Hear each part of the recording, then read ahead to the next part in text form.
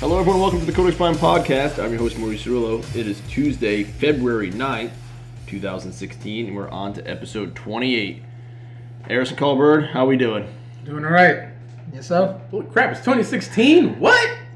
Wait, when, Huh? We recorded earlier in 2016. What? Yeah. You messed up that earlier. I haven't messed it up yet. Really? Well, we had a good streak of consistency, and then somebody messed it up. Right. Someone. Me. At least you manned up and took responsibility for your actions. Listen, I did a lot of talking that day, and I didn't want to talk anymore. Sorry. Well, you tell that to our fans. I just did. Oh. All of our fans listening, I didn't feel like talking anymore. I'm sorry. They will never forgive Not sorry. you. Wow. Email the show. Yell at me. We'll read it on the show. Wow. That's fine. Please Okay, email fine. the show on Yeah, we actually got a couple. Carl, this week. don't pander. beg Carl. I was just saying. No, I just want them to yell at Maurice. You want to email. If you don't, well, fuck you then. Stop listening to the show. No, stop listening to the show. Keep listening. No, that's fine. You don't have to listen, but please download. Subscribe, download, delete. Oh man, so it's been a big week. Yeah. Just kidding. It's been I don't know. What are you, Carl now? You know, I worked. You guys- DJ any parties? No, DJ for me. No, it would just be Spotify with commercials. So I don't pay for that shit. Carl sounded like that too, so it's fine. I'm joking, Carl. There was a commercial? I'm joking, Carl. I'm joking. Your DJing was fine. You never question a man's, art. Understood. Integrity. I finally did get to go to a party that Carl DJ'd. For the big game? No. No, this was a week before. Oh. That's not The little game. Which one's that? Oh, the AFC one? No. It was a It kid's was a party. friend's The birthday Puppy Bowl? party. Oh, yeah, that A one. friend's child's birthday party. I thought you were going to say the Puppy Bowl 12. No. No, I watched some of that. Carl could never get a gig that big. My new life goal is to be the referee of the Puppy Bowl. I like a it. heads up. That job looks like the most amazing job. Other than the Puppy Bowl, which I watched, did you guys watch the big game? I watched. You mean to talk about that dead regular Sunday game? Yes. Yeah. That big game. I watched the mediocre contest that occurred on Sunday evening. Yeah, me too. Well, I mean, I was with friends and Sure. family. And That's always it was good. Always I good. ate some Yeah. food. There was not one passing touchdown in that game. Like, I enjoy defensive battles, but woof. Yeah. It was like a double defensive battle. That was the problem. Yeah. It was a 3-and-out and punt fest. Yeah. It was the punters got to work out. They earned their paycheck. Yes, that they day. earned You their Super Bowl are bonus. not lying. Yeah, it was just There are two individuals I feel let a lot of people down. Well, one individual, one entity, let me clarify. One is Cam Newton, for obvious reasons. your boy. My boy, Cam Newton. I was in full support of Cam Newton on Super Bowl Sunday. I even bought some Oikos yogurt that day Yeah, you did. in solidarity. I said, my boy Cam, you know what? I'm getting some Oikos 000 Yep. because today's your day, Cam Newton. And then it turned out it was just he his day lied to to you. sulk and be a little bitch. Oh, he Yeah. lied to you. It was not his day. True that. Maybe you bought the last yogurt left, and he could not partake. I ate all of his Oikos Yeah. protein. Well, then I guess it's my fault. Yeah, that's right. But more importantly, much more importantly, the New England Patriots Oh, here we go. let all of America down by not making it to that game. Not me. It would have been a much better game. Carl, at least you have to admit, it would have been a better game If there's anything the Patriots are if the Patriots made it to that game. Now, you would have had a much better time because you would have enjoyed the hate much more because you love to hate on the Patriots. That's like your favorite That's activity. true too. You would have rooted against. You would have had a rooting interest against them. Yeah. If for no other reason than It's encoded in my DNA. better game, and you would have been hating in full effect. Yep. So you would have loved it. You would have loved it, Carl. It would have been like it would have been your day. Tom Brady got booed during the MVP ceremony. but Right. I believe they were booing him because he wasn't there. But they did not boo Ray Lewis, who has almost murdered 2 people. Almost? Oh, excuse me. Whatever. Allegedly murdered individuals. Allegedly. Right, allegedly. He was never convicted. Let me tell you something. I lived in Baltimore for like almost a year. Uh-huh. They fucking love that man.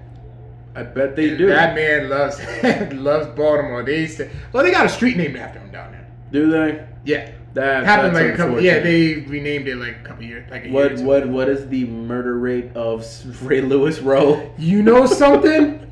It's actually not far to where Freddie Gray got murdered. It really isn't that far. That makes way too much sense. It's entirely the irony of that is I find it hilarious. Like fantastic. And my father, who's a huge Baltimore Ravens fan, mm-hmm. he was all for it. And then I had to make a joke like, isn't it funny how Freddie Gray was murdered near Ray Lewis Street? Yeah.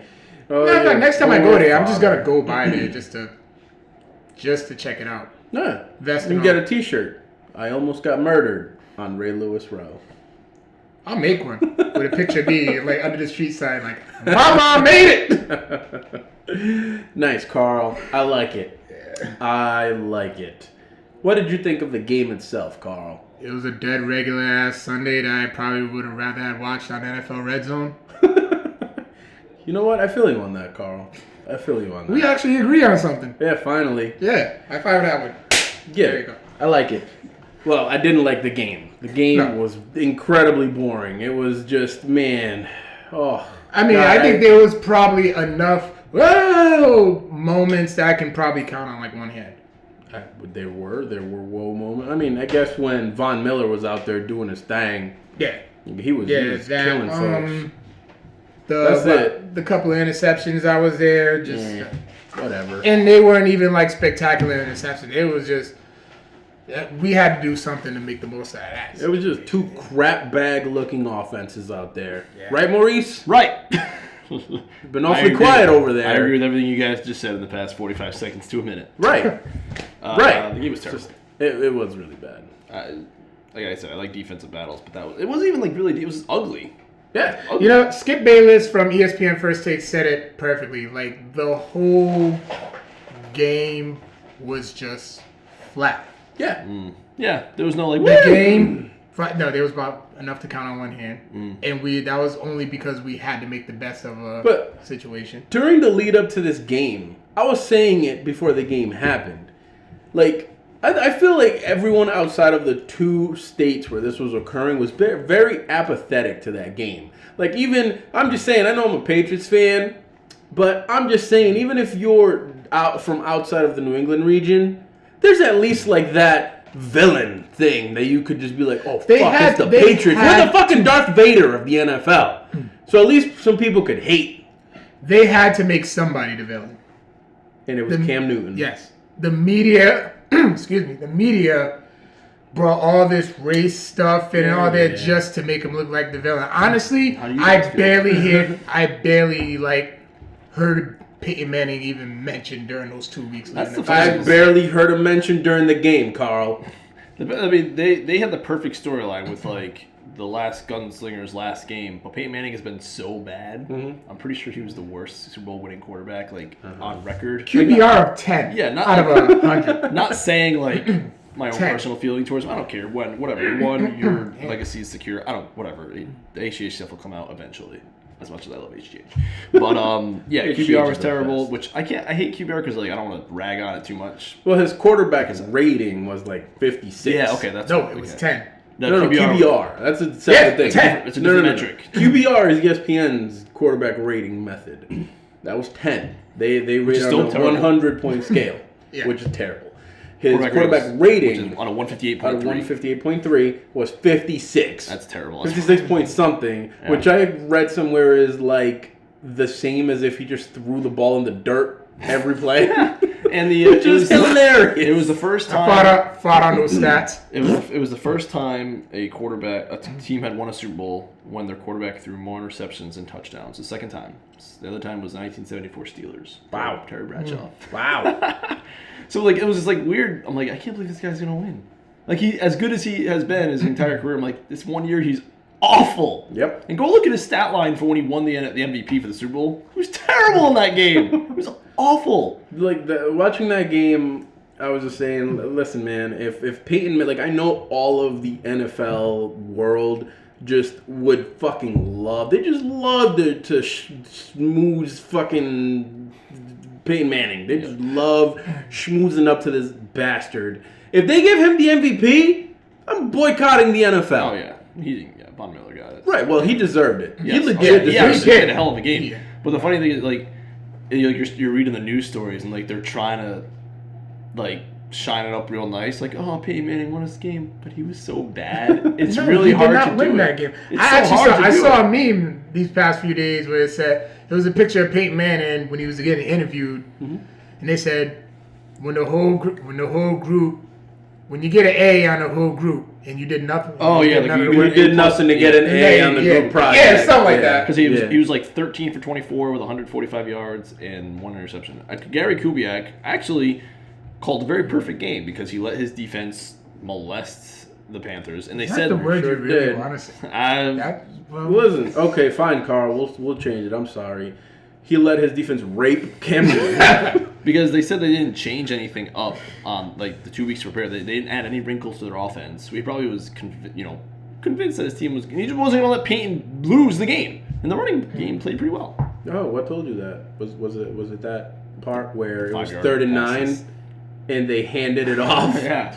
in the 4th quarter? Yep. And every time Cam Newton got like or the Panthers, I should say, got a first down, they just ran it the next 2 plays. I've heard that Mike Shula? Yeah, is a conservative play caller, and he showed it today. Or yes, Well, Sunday, that's the thing, though. Like, during the regular season, they were fucking bombs away. But did you watch the Colts game? When they took, the Colts game, they got conservative and they almost lost. True. Against the Seahawks. They almost lost that game. They do that. They tighten up, Yeah. and they're like when they have a big lead, they tighten up, which is Except weird. this time I tightened up before they got the lead. Yeah. Just it was like they expected the game to go one way, and when it didn't, they just folded. Yeah. It was weird, man. But it's weird because Cam Newton, he has won every award you could win. Yep. But this was the one he could not And manage. that's why he was sulking like Yes. a little boy. He wanted that. Salty. Oh yeah. He wanted that Salty MVP as hell. and championship. And Ted Ginn is soft. My God, is Ted Ginn soft. I wonder what team they could have been with Benjamin. That does suck. I can't believe they made it this far without him. So next year, it might even be more dangerous. But I don't know what their free agency looks like and stuff. So. Big Benji's a monster. Their free agency is basically Josh Norman and no one else. Well, they should re-sign Josh Norman. Yeah, But also he dropped an interception that was pretty not deep in the Broncos area, but it would have really shifted the field position because there's punt. He did drop one though. I will say this. At the end of that game, after Cam Newton had the strip fumble, which he did not jump on. Oh man, I've been hearing nothing but. He's getting killed for that, rightfully so. Yep. Then Josh Norman commits that holding penalty that gives Denver first and goal, literally like right at the 2, and then C.J. Anderson ran it in. Yep. At that point, I'm like, okay, their 2 best players just committed horrendous plays at the goal line. They deserve to lose. Yeah. Like I was out. I was done at that point. Yep. Done. You're watching the game, you're just like, it's not looking good. Nope. And you don't see it getting any better. It was just hideous offensive play on both sides, and it was bad. Just boring, but bad. I think, because Patriots Super Bowl was good last year, even as a non-fan, or if you hate them, whatever. Every it was Patriots still a Super good. Bowl Yeah, was they're always good. Every Even though the Super Eagles Super Bowl was pretty boring. You wasn't around for the '97 one. That was god awful. I watched that one. Okay. Desmond Howard. That was pretty bad. Well, here's the thing. They got it within one possession, and then Desmond Howard, the only special team Super Bowl MVP of all time, ran back the kickoff return for a touchdown. Wow. And then the Patriots lost by 14, 35, 12, 21. So, yeah, that one was... I was younger, so I don't really remember too much, but the Eagles one was not great. But we were kind of been spoiled because a lot of the later Super Bowls have been really good, like the Ravens, 49ers, Steelers, So, like, Cardinals. Yeah. But a lot of times... Except for Broncos. They're awful. Seahawks. Broncos. That's how we actually sat down. I remember sitting down next to Aris. eating. Our food was more entertaining than that game. Yeah. And I looked at ours. I was like, honestly, if this would have been my dream Super Bowl, which is Cowboys versus Patriots, it would have been so much better. And that was another rare occasion where Aris and I agreed on something. True. That would be your nightmare Super Bowl, by the way, Carl. Okay. I am waiting. Right. I am waiting for one of the, and this is NFL, more NFL. I'm waiting for one of these young quarterbacks to really step up, because in the past 15 years, there's been 3 AFC quarterbacks in the Super Bowl every year, except for the 1 year Flacco went, and he's been bad since then. Yep. No one. Cam Newton kind of took it a little bit in the NFC this year, and Russell Wilson. 1 year. But yeah, exactly. He has to do it again. He has to do it more than once. Yeah. Well, Russell Wilson did it too, but his defense has been so insane. What's he going to do without Marshawn Lynch? Can the guy Rawls play an entire year without breaking They in half? looked pretty damn good without Marshawn Lynch. I know, but this Rawls year got hurt. He did. And they still didn't look Lynch pretty come good back for the playoffs? for the one game that they Yeah, lost. I thought He so, didn't yeah. play in the one they won. Right, and they should have lost that. They should That's a have, whole yes. other story. Thanks, Vikings. But again, that's more money they got to spend. What do you think? Who knows? Yeah. That's more money. They got to spend more money, but they might save some from Marshawn. So we will see. Marshawn Lynch retired. I know. That's what I'm saying. They might save some money from that. Yeah, probably. To spend on sprinkle somewhere else. You know who's sitting pretty? The New England Patriots. We Yeah, had no significant free agents. Yeah, they did. Zero. They did a good job. None.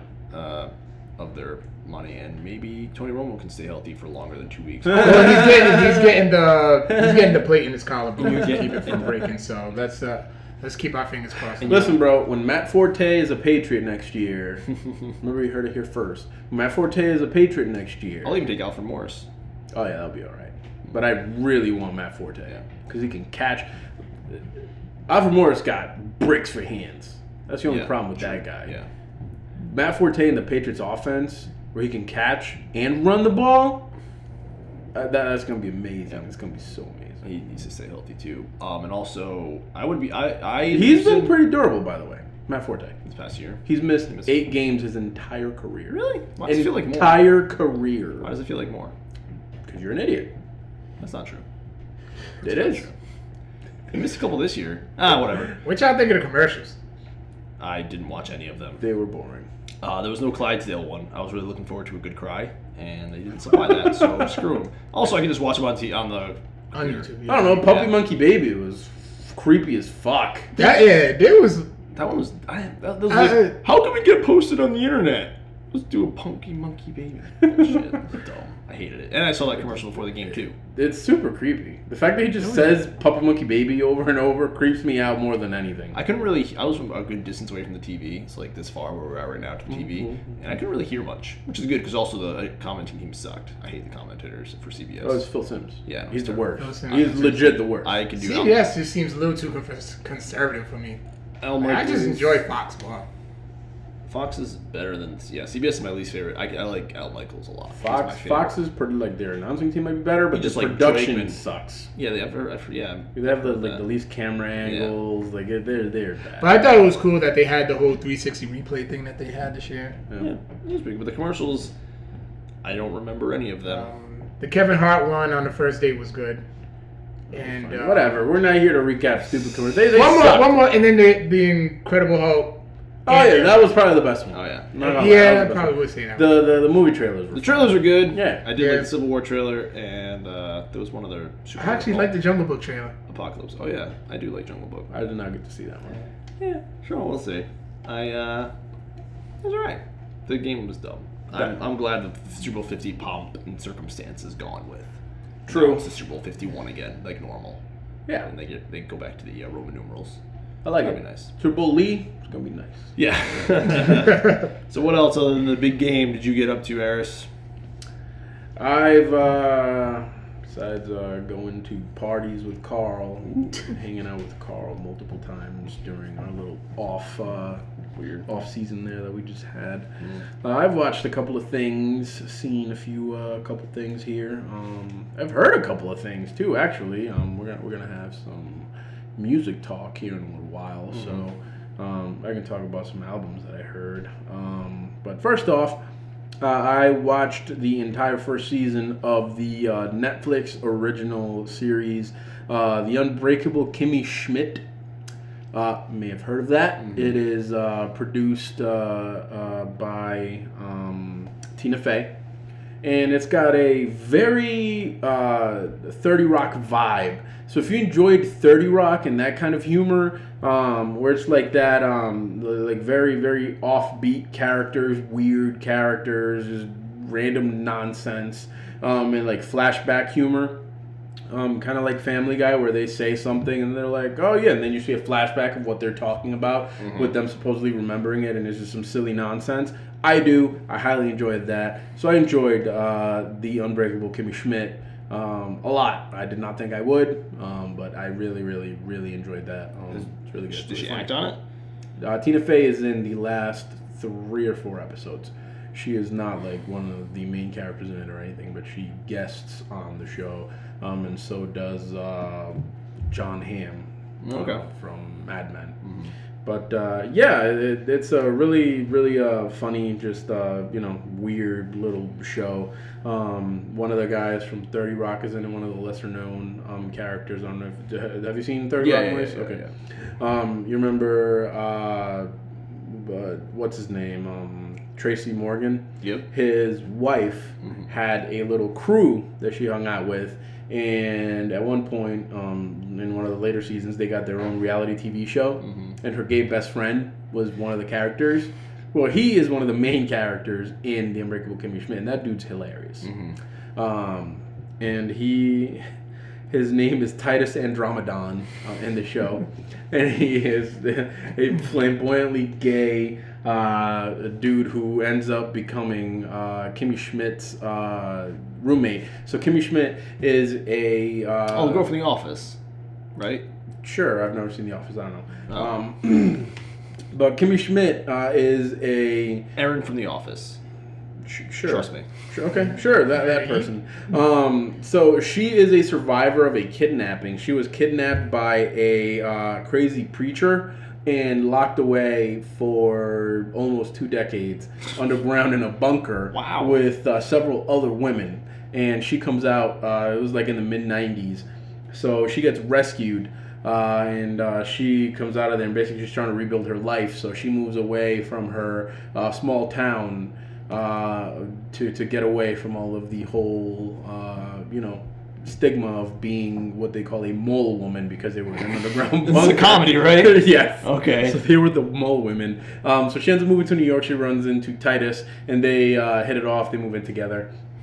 And, big black gay dude, tiny white woman whose last pop culture exposure happened in the 90s. Hilarity ensues. So she's just saying all types of random shit that nobody says anymore from the 90s and that kind of thing. So it's pretty funny. And like Titus is super gossipy. So he's always trying to find out, like, was there any, sordid stories that you can tell me about the bunker? But, that kind of thing. At one point, Titus makes a song. He is a aspiring actor. So at one point, he tries to make a music video. All he wants to do is get famous, and it is called Pinot Noir, which their landlady assumes is going to be a classy joint until he reveals that it's about black penis. And the beat of the song is just his cell phone ringtone. So while they're filming, it's basically he has his landlady call him, and when his ringtone goes off, he's just singing in the background while the thing is calling him until it goes to voicemail. Then they have to reset and shoot again. So that kind of just crazy shit just happens throughout the show, and it's excellent. I really enjoyed that. So that's like the first sitcom on Netflix, huh? Like comedy type. Because they've had a lot of dramas, but I can't think of a sitcom they've had. You might be right about that. Yeah, I'm good. Netflix, I know they have a lot of original stuff now. I have not heard of one bad original content they've had. Something else that I watched on Netflix, I don't believe is a Netflix original, but they are the streaming service that gets the show, is season 2 of From Dusk Till Dawn, the series. Oh yeah, just came on there. Season 2? Season 2, yes. Season 1 was on Netflix? Yeah. The original? A while ago. Yeah. Really? Yeah. I did not even know that. I love that movie. Awesome. Yeah, that movie's fantastic. That's one of my favorite movies. I love that movie.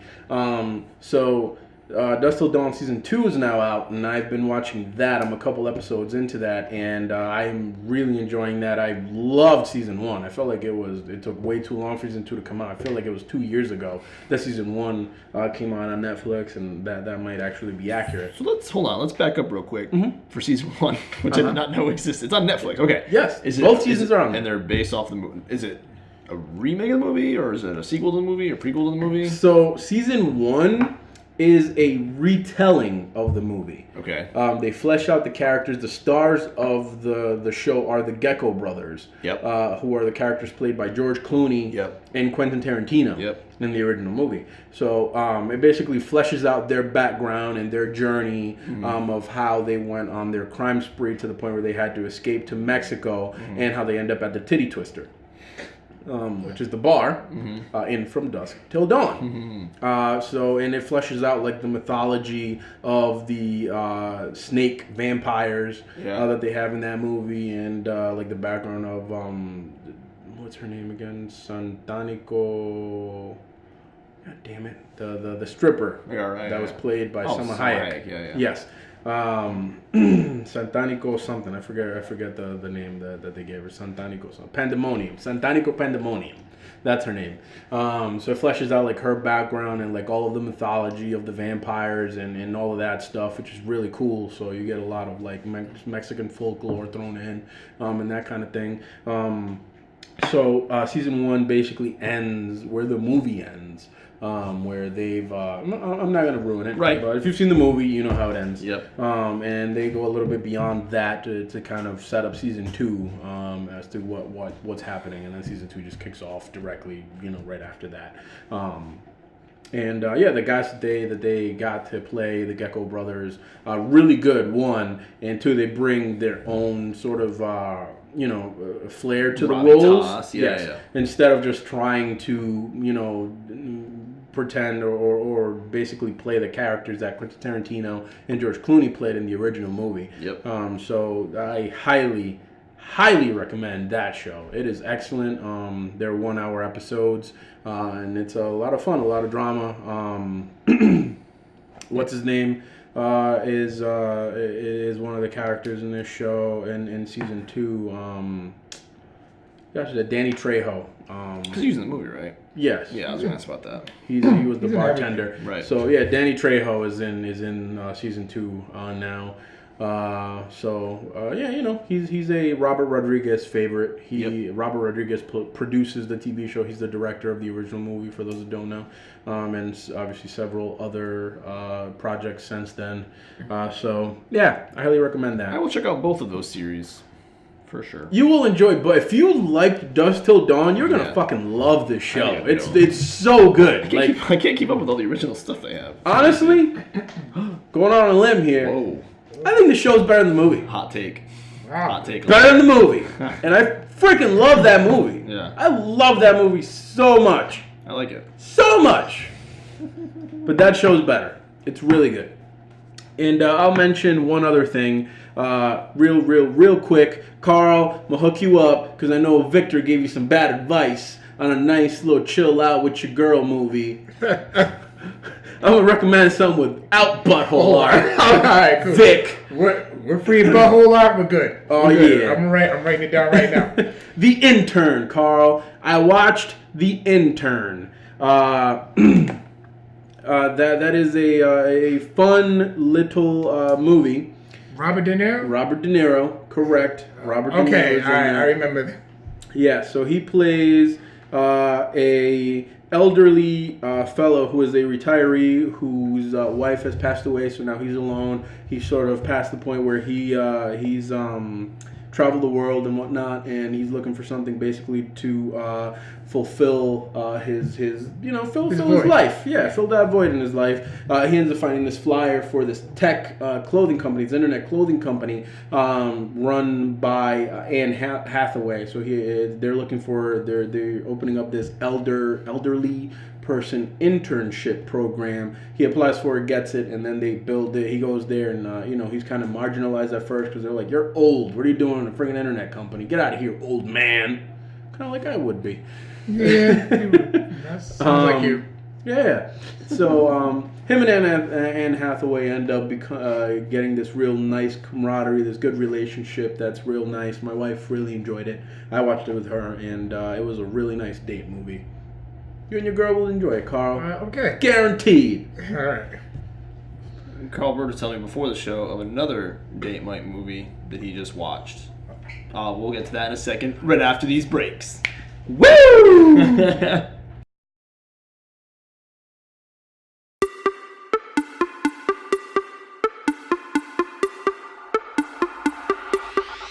I put my team in motion, everybody in it hovering. I don't owe nobody nothing, I don't owe nobody nothing. Palms up, hands out, asking me for something.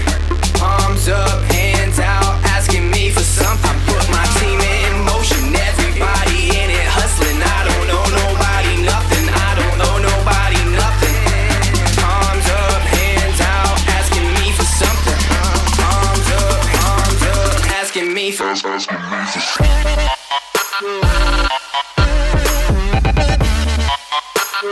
Palms up,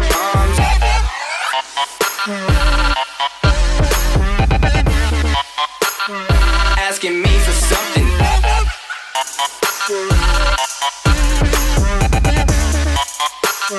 Palms up,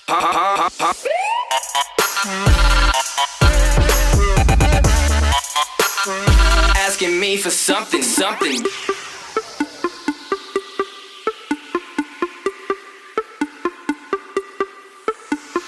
Asking me for something. My hustle made me something. I went through too much suffering. That's why I'm insulted. And maybe it's my own fault. I went too far with helping. My pop said never help for free, but I thought that was selfish. But I'm nobody's babysitter, that's counterproductive. And I got too much riding on this, spare me your excuses. I got all the juices, she greets me with smooches. I can tell she's a Medusa, I can't love the girl but I use her.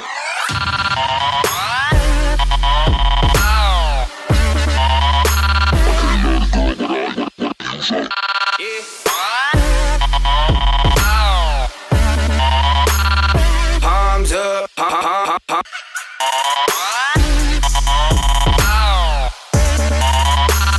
hands out, hands out.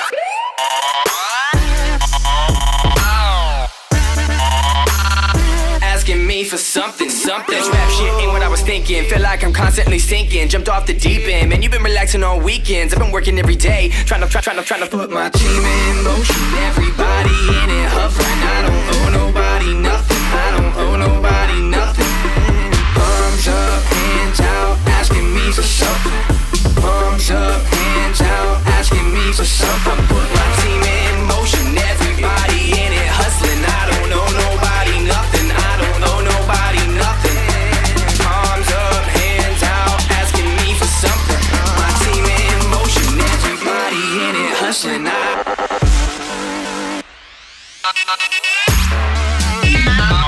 Everybody in it hustling, hustling, hustling. I don't owe nobody nothing. I don't owe nobody nothing.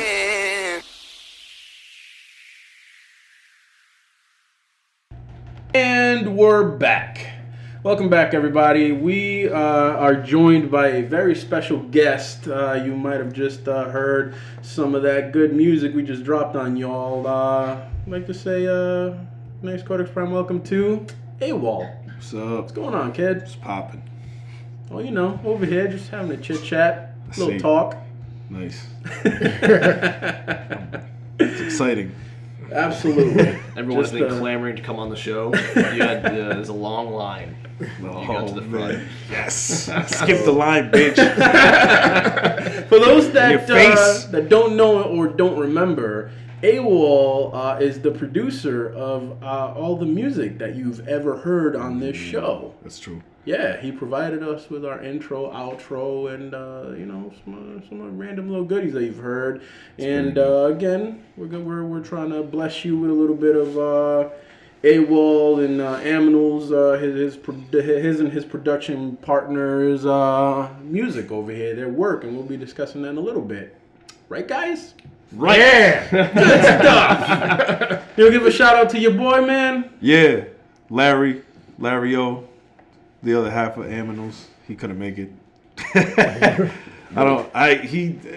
don't think he'll make it tonight. But, Well, we'll catch him on the rebound. He's here in spirit. Late Probably the bastard. same. We're here every week or two. Yeah. So we can always have him back on the show. We're here when we feel like it. Yeah, there you go. Snow happens. That too, man. Oh, yeah.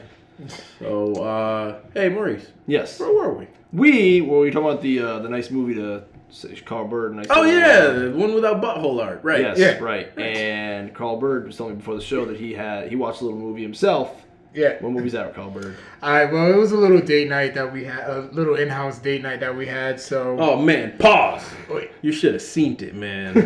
Wait, what? So I went to the Super Bowl by myself. We were at the Super Bowl. You went a stag? bunch of my friends. Yes, I did. Okay. My wife and my daughter ended up staying home and having girls' night with my sisters. Ooh. So there was no football in that house. It was like, I'm out.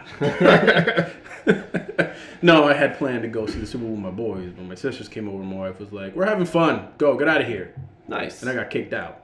Damn. Yes, that makes sense. Again, I was planning to leave anyway. They didn't have to do that to me. But anyway, so at the Super Bowl, over here, so I'm observing. Obviously, I don't have my significant other, to just be spending time with. So I'm observing everyone, people watching. Man, you should have seen it. Carl and his girl, it was the cutest thing.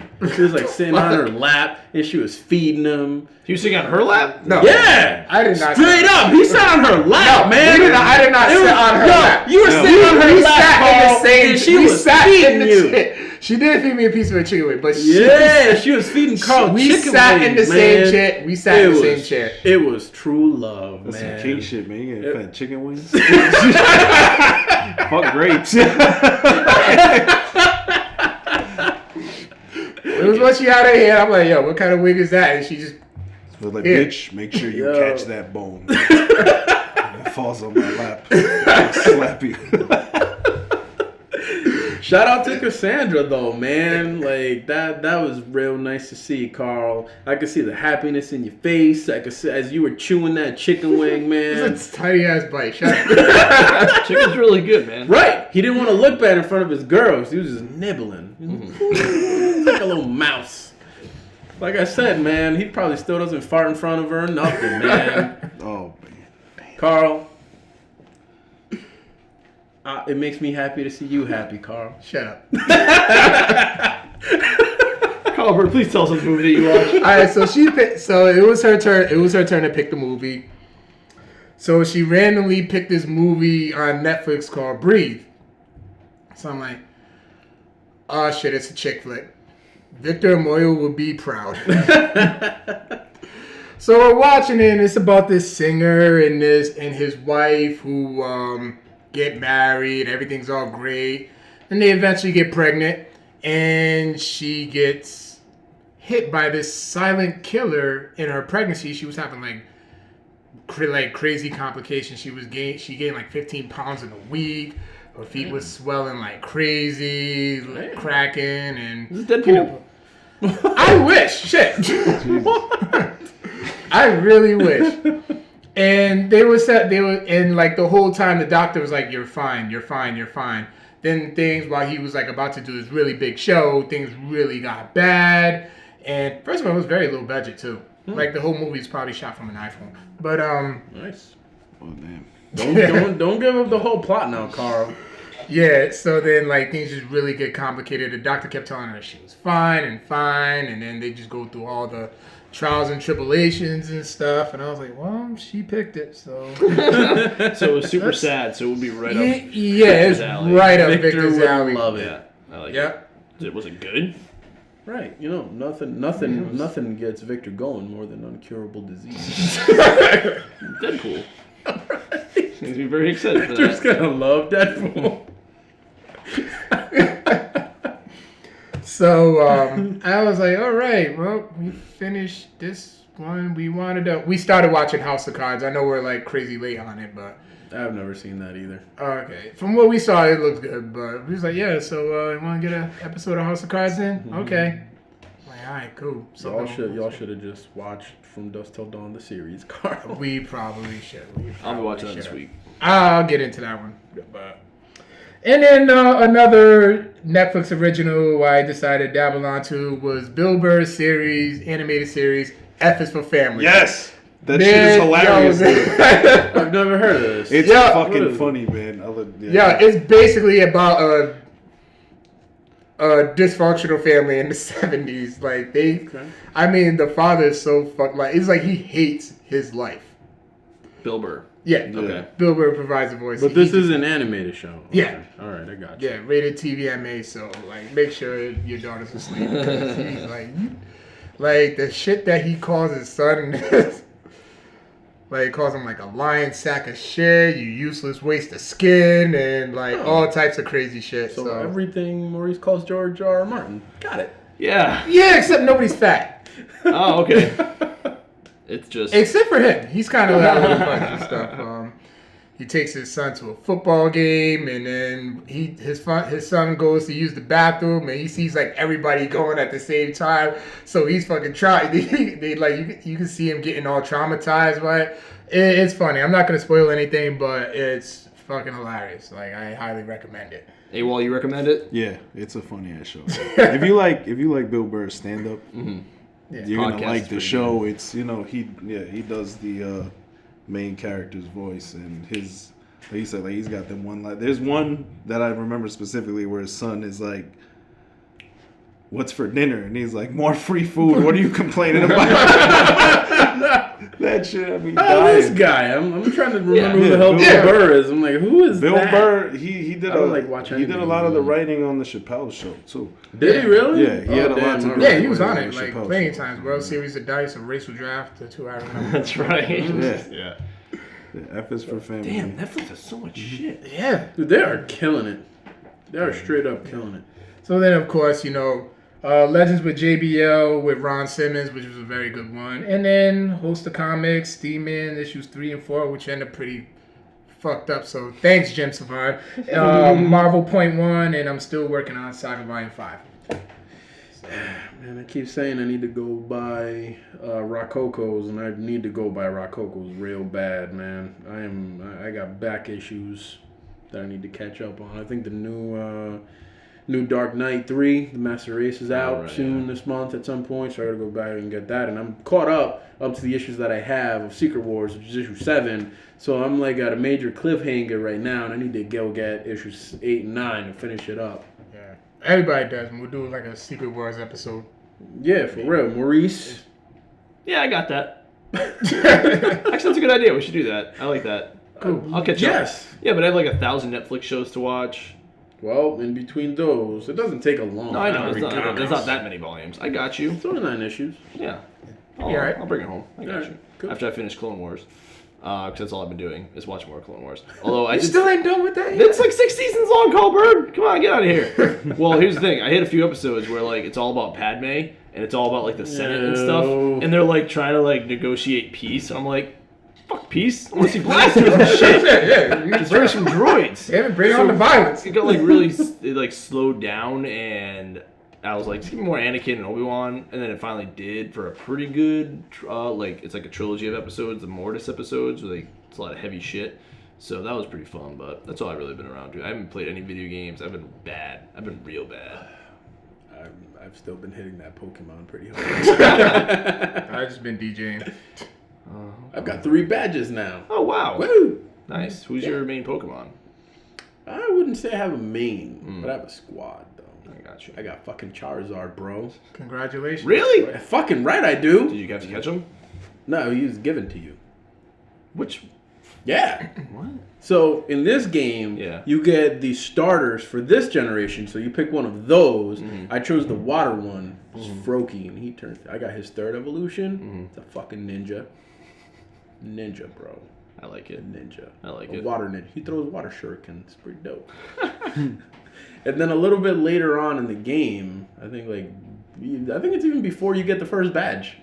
You do something, the story thing happens, and you get given a choice between the 3 original starter Pokemon. That's cool. So you can pick Charizard, not Charizard, but Charmander, Squirtle, or Bulbasaur, which is the coolest starters. They're the best, those 3. The original's always the best. Yeah. So of course I chose fucking Charmander. Proceeded to immediately level them up to Charizard. Because Charizard's the best. That's fantastic. Isn't there like a new mobile Pokemon game coming out? Did we see the commercial during the... Yeah, they had that 20th anniversary thing. I missed the commercial. Was it good? No. Years? Oh. What was it about? Old, son. Here we are. What? He said 20 years. I'm like, yeah, you old, son. True. It was like real life the people mobile like game. all over the world. It wasn't even announcing any mobile game or anything. Like it wasn't a game. It was just like, hey, we've been around for 20 years. And they aired that during the Super Bowl? Yeah. Remember us? 20 years, guys. So you just spent money just like to... they don't already sell those games like fucking hotcakes every time they come out. But why would you just spend all that money just to say happy birthday? I don't. That's a good question. Wow. I don't know. People had to remember. I mean, guess. it was like a sweet looking thing. Yeah. Like it was pretty cool. It was just people around the world like doing feats of strength. Whatever. Yeah. They were mastering things. Yeah. And people would see it on the TV, like somebody would run a really cool long marathon and win to be like, I can do that. Okay. Then somebody would climb a mountain, would be like, I can do that. Okay. And then, one of the kids was like, I can do that. And then he's a fucking Pokemon master. And you can see him like, he has a Pokeball and he goes to a battle and it's like CG Pokemon and shit. All right. Yeah. Just waiting for that virtual reality to catch up. Fucking right. You never see me again. Oh, man. Well, AWOL, Yes. please introduce yourself to our listeners. Let us know what you've been up to, and we'll talk a little bit about your music production. Aha. All right. I am AWOL, one half of AMNLZ, which is my production team. That'd be me and Lario. Lario isn't here, unfortunately. It's all good, though. I'm We here. don't need him. We'll get him next time. Who need you? You bum. No. Yeah, we've been, honestly, just been working in the studio every week, trying to put out these trap remixes. So we've just been doing that with the whole music, the AMNLZ thing. We're putting out these remixes, and then we're working on an EP. The EP is going to be mostly more original stuff. Nice. And it should be coming soon. We don't really got a name for it, like still in the works. We're just like building this buzz up with the remixes, which people are liking. Trap remixes, posted our stuff. We got a few blogs, a few online magazines and stuff. And I'm working on a solo EP. Whoa. Yeah. Oh, you already going solo on him? Damn, he only didn't show up for one thing, man. You're gonna dump Larry because he didn't show up to the Codex Prime podcast. The Codex Prime podcast is a big deal. You gotta show up to it. It's a fucking deal breaker, man. You know what I'm saying? This was the deal breaker. Shit changed the game. Just a little side solo EP. It's called, I've decided to name it Neo Tokyo. Ooh. And it's just all anime samples. The whole project is, I got like Akira though? That's yeah. The cover, like the cover's gonna Neo be Tokyo, dope. you have to. I'm taking the Akira artwork, but I got this artist, my dude Ace from Providence. He's a graph artist. He's dope. Look him up. Ace38 on Instagram, I think, unless he changed it again. He's doing the artwork. It's gonna be the Akira shit, but like switched up, different. It's gonna have me in it. It's gonna be dope. So yeah, I like it. I'm excited. I like it. Should be out by April. Everybody knows I love anime, so There you go. I'm already in. Everything, all in. all the music. I've already got some of the beats I got. I use this. I flipped something from Ghost in the Shell. Oh, nice. Like the Akira. The joint that I took from the Akira, like it's like the trailer is ridiculous. Nice. It's crazy. The track with like the heavy breathing and all that. No, it's got like some bells and stuff. Yeah, okay. It's, I know exactly what you're talking it's about. Nuts. And then it's got like some of them talking in it, so I threw that in there too. It's all in Japanese. Nobody knows what they're saying. Hook your boys up, man. What's going on? How come we ain't heard none of this yet? Look, until it's done, it's just it's locked up, man. I got it just sitting on my laptop. Cool. Yeah. Let me know, because I'll play it. No, hey, man, look, once it's time, then everybody Those play 9-year-old play it birthday out. parties really need your music. Oh, man. It's actually a 5-year-old. Yeah, I did play it. As like somebody, as a DJ, I do like going into like trap remixes and like the twerk remixes because I just love the energy about it that they have and just the Play these at creativity of the. 9-year-old parties, huh? Yeah, Was it? Carl. Play I like these that at- guy. I did play. No, I did at that last birthday party. I did play a trap remix of Frozen's "Let It Go." Why does a 5-year-old have a Is DJ? Is my question. Because They his wanna father spend- is Carl's boy. That's amazing. I want to be a 5-year-old with a DJ. Please continue. Listen, man, Carl, you're doing society a real service. Need to get them moms twerking. Nice job, Carl. That is a goal. That is a goal. So, but yeah, I just love the energy that they brought, and I did play a trap version of "Let It Go," which is a song from Frozen. I thought it was pretty dope. I think every parent wants to shoot themselves when they hear that song. That and the whipping Nene. Oh, my God. I should actually. You know what? I should say I did watch some TV this weekend, some reality TV, and one of them was lip sync battle, I freaking love that and show. one of them was "Let It Go" by Frozen, whatever. And the person doing it was what's his name from 21 Jump Street? Channing Tatum. Channing Tatum. He did a really good job. He dressed up as Elsa. It was amazing. Serious? And I also watched a show about child rappers, which name escapes me, What? and it's about little children rappers What? trying to become professional rappers. What? Yeah, and like Already fucked that it's up. awful. It was awful. Oh, God. Oh, damn. Rap is dead. What was this? I'm trying. It's I can't remember the officially name. dead. I can't remember the name. I have to Was look it like an MTV True Life or something? That's hard. No. Tupac, Biggie, Eazy-E, Big L, they're all No, rolling it's in called- their graves. It's called The Rap Game. It's hosted by Jermaine Dupri. Jermaine Dupri, no! Is he God good? damn it, Jermaine Dupri. Is he really- Jermaine Dupri has had like he has a huge catalog. He loves child rappers. But that's been like Criss He's Cross. responsible for Crisscross, Crisscross, Bow Wow. Okay, that makes more sense now. Even Now the I have rap more was kinda context. young. I have context. I don't listen to a lot of rap. He's TLC. he's married to Janet Jackson also. Okay. No, not anymore. Nah. Oh, really? They broke That- up? Yeah, they're done. Good. And they are all little rappers, and some of them are really like 7, 8, 9, 10, 11, 12, whatever. And one of them's name is Poopy, Oh, which is my favorite rap name of all time. Oh my And God. I really want him to win. And they have managers. It's like dance moms for rappers. Did That's Criss hilarious. Cross ever make a guest appearance? For the 3 episodes that I saw, no, they did not. You do realize one of the members is dead. one of them died. What? Yeah. Yeah, like a couple of years ago, 3 years ago. It's maybe longer than that, but Wait. one of them's dead, son. How'd he die? Please There's tell no me. more. Please tell me it was Chris or jumping. Cross. One of them is dead. From a jumping accident. The dark-skinned one that Tell was me he bald. died doing something he loved. They were actually doing like it was like a 20-year So Def reunion tour. Were they? Yeah, they were getting ready for that. They did like one. It was like one show, and they did that.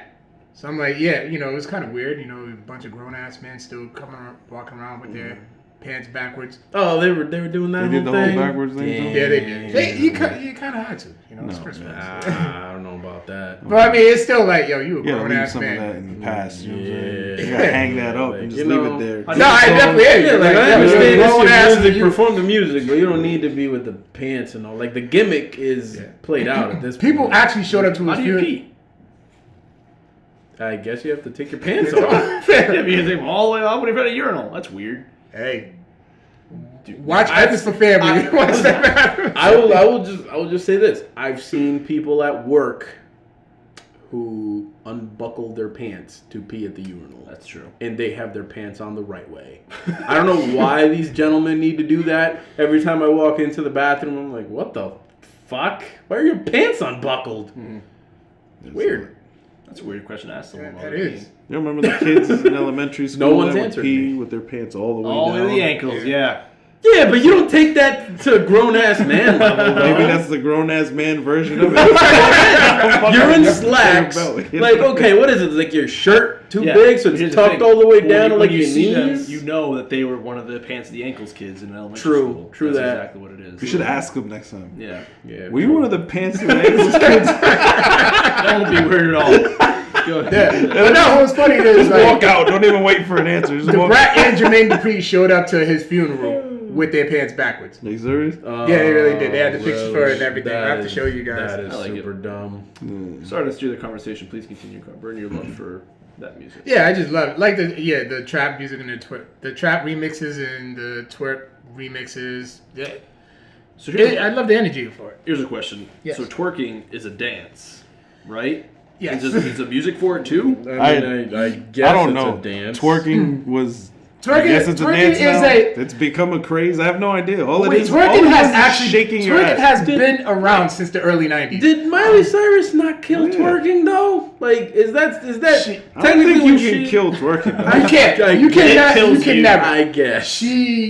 She kind of just killed like the term of it because how popular the term got. But twerking has been around since like the early 90s, like the days of Two Live Crew and that whole Miami bass. The Atlanta Freakniks and the Miami bass. The Miami bass days. It's just derived from the words twisting and jerking. I like it. Yeah. So Interesting. So Miley Cyrus. Oh, I feel like I really just got a history lesson. Yeah, I really did too, because I get the day, like I see the dance, I had like no that weird idea. stuff. I didn't know it was been out since the '90s, and kept saying twerking music. I thought it was music built exactly for that type of dancing. It should be like booty bass music at one point. Yeah, and now over time it just kind of evolved. Now like gotta twerk. Right now it's super weird. it's high energy, but you still kind of have to have rhythm to do it. But in a way, anybody can just twerk and. Gotcha. Well, I'm glad I know. So I was confused for a while there. The more you know. Right. Now you two can twerk. That'll be our first YouTube video. It'll be us twerking if we ever post anything to YouTube ever.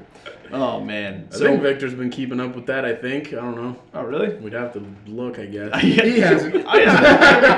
Damn it, Victor! Don't worry, Victor will be back soon. Be back real soon. Speaking of music, I've listened. I think I actually mentioned this at the beginning of the show. I've heard a couple things. I'll mention two real quick. I am a fan of hip hop as well, like most of us here. Most of us. What? At least 3/4. Most of us here. One of my favorite artists of the last couple years is Kevin Gates, and he's got a new album out called Isla. And it's real mediocre. Just keeping it real. Keeping it 100. It's not his best work. He fell in love. He got married.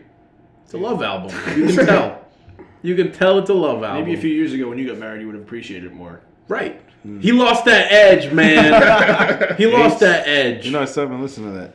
Well, you should. Except for There's some good ask stuff me in why there. My diamonds shine because they really diamonds. That track is dope, son. That is a good track. I think that. You're Oh right. my god. You're right. It is. It's a really good track. Like I said, there's some good stuff in there. I love but Gates, man. overall, Gates Yeah. is awesome. I mean, me and you, we've talked about Gates. We've brought it up. I introduced everyone on the chat to that. That's a whole other Love podcast. Right.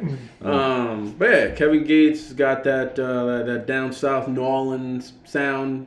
It's like New Orleans bounce or bass, whatever the fuck. I don't know. You tell It's me. trap. Well, yeah. Yeah. It's trap. Yeah, That's what trap it does. music. There you go. But yeah, he's usually got an edge, and he talks about things that most rappers usually don't. He's famous for eating the booty.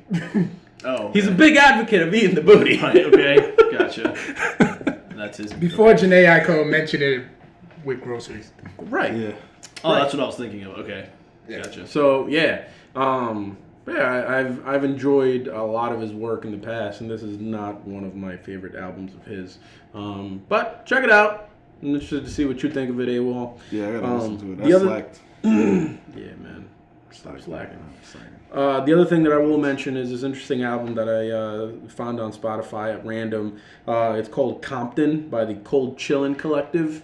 and it's basically like a R&B jazz fusion concept album where it basically takes all of the classic West Coast hip hop from like the Dr. Dre era, Dr. Dre, Tupac, and them. So G-Funk. G-Funk era, G-Funk. Basically. Yep. And Snoop Dogg and all those guys, but it basically takes those and it's all sung with like a band and like an R&B or like a jazz singer. Nice. And it actually sounds really cool. So it's got like all, just a bunch of classics. Gin and Juice is in here, Hail Mary, California Love, Nothing But a G Thing, Regulate. So like all like my all the playlist classics when Straight Outta Compton came out. Pretty much. And it's I actually like I thought that was really cool. Like it's a different sound and just hearing those songs sung by a singer with a band accompanying it was really cool. They switch it up, it's a really cool sounding album. So check it out. It's on Spotify right now. Cold Chillin', huh? Cold Chillin' Collective, Compton. Any recommendations from you, AWOL? For albums? Yeah. Oh my God. Before we got into your stuff. Sheesh. All right. I've been listening to OG Mako heavy. It's ever since I got back from Atlanta, but he just dropped like a bunch. He's got Lord of Rage, and 10 Moons 2, both from OG Mako. Bangers. What else is dope right now I've been listening to? Disclosure, their album is really hot. Not hip hop, that's just like more electronic. The EDM. EDM stuff. They do have one good song that I listen to. I just kind of drawn a blank. What, Magnets? The one with Lord? No. I mean, I got the album right here. I'll start playing stuff. We've done that before. But their album, it's called Caracal. It's dope. I mean, I can go in for days. Freddie Gibbs got a new album, Shadow of a Doubt. What's the name of it? Willing and Able. Willing and Able? Which one is that? Oh, yeah, that's a dope song. Yeah, their album, Freddie Gibbs, Shadow of a Doubt, that's a real dope album. Yeah, man. Pusha T's new album is dope. Listen to Pusha T. Pusha song? No. Darkest Before Dawn. Yeah, I didn't love it, man. No? Pusha is my favorite rapper. You didn't like that album? I didn't love it. I liked it. I didn't love it. I didn't think it was. But I thought King Push the one. No, I am me. My name is my name. Yeah, that. I didn't think that was fantastic either, though. Really? Yeah, I didn't. I think they're too solid. Like they're solid albums. No, I agree that they're solid. I don't know. I just expect more from him. Like he's put out bangers. Like he's got mixtapes. Like. Yeah. I got it for free and all of them, like back in the day. I got it for cheap, not free. Excuse me. Got it for cheap. That shit was banging. So I don't know. Like I feel like his studio stuff is not his best stuff for some reason. Really? Except for like the old clip stuff. Like I love the old clips. Yeah, the clip stuff is awesome. Yeah, those are classic. Timeless. Like straight up. Yeah. But I am a big Pusha T fan though. Pusha's a beast. I love Pusha, man. That's my favorite rapper. It's not a bad favorite rapper to have. Spotify? Huh? It's on Spotify? Yeah. Oh, Pusha T? Yeah. Definitely check out Pusha T, man. Oh, for sure. Yeah. It's quality rap music. You know what I mean? It's not a lot of that trash is out there right now. He's not, don't go out there listening to no Young Thug. Please don't. He is trash. My goodness, he is trash. Good Lord. I don't know, man. I can't say Young Thug is trash. I gotta listen to rappers. Young Thug is trash. I gotta listen to rappers who I can actually understand what they're saying. That is key. He is horrible. Ugh. Sorry. He's horrible. Listen, I got. You know what? How about we talk about some good music, man? Let's talk about some good music. Tell us about your music, man. First of all, when'd you get? Go ahead. When'd you get your start? Making beats? Yeah. I started late in the game, man. I was like 23 when I started making beats. I always made music. Like, I always gravitated towards music. And then elementary school, I played the saxophone. You know what I mean? Oh, snap. Yeah. I didn't know that. I was a band geek, son. I was in a band. I was in a school band. but I was actually good at it. So then I played in an all-city band. Can you still play? I sold my sax recently, honestly, but I broke it out and just played it, so I could still make noise. Like I can still make it hit the notes. You know what I mean? But can I remember any songs off the top of my head on it? Nah. But I could definitely make some sound come out of that thing. So I still got the lungs for it, you know? But I did that, and then when I hit high school, I just stopped. No, matter of fact, middle school, I stopped playing. And then, you know, years later, 23, I want to make beats, so I just started making beats. Yeah, I remember you end up selling the beat to the rap group from London, SAS. Oh, yeah. That was briefly signed to Rockefeller back in like 04, 05-ish. Yeah, yep. And the name of the song was, I think the name of the song was Rain of Fire? Ring of Fire. Ring of Fire, yeah. How did that come about? Wait, you got like a real, like your beats on a real ass song? Yeah. What? I placed the track with SAS. Shout out to SAS, man. I didn't know this. Mayhem. Yeah, I hit him up. I just hit him up on Twitter one day, man. Like 2009, when Twitter was like really popping. Yeah. I was on Twitter and I hit him up. I hit Mayhem up, and he was just cool, mad cool. He was like, "Yeah, send some beats." Send him beats. Hit me back. He's like, "Yo, this is dope. We're gonna use this." They put it on one of their albums, and that was my first placement. Yo, like it was cool. I still talk to them. That's so awesome. Did they put you in the special thank you? They I don't even know if it had thank you, but my name was on the credits. Yeah, there it is. That's cool. There you go. That's what I'm going for. Yeah, credits. That's awesome. That's your clout. Yeah, I still talk to them to this day. That's dope. They might actually be on the AMNLZ EP. So Nice.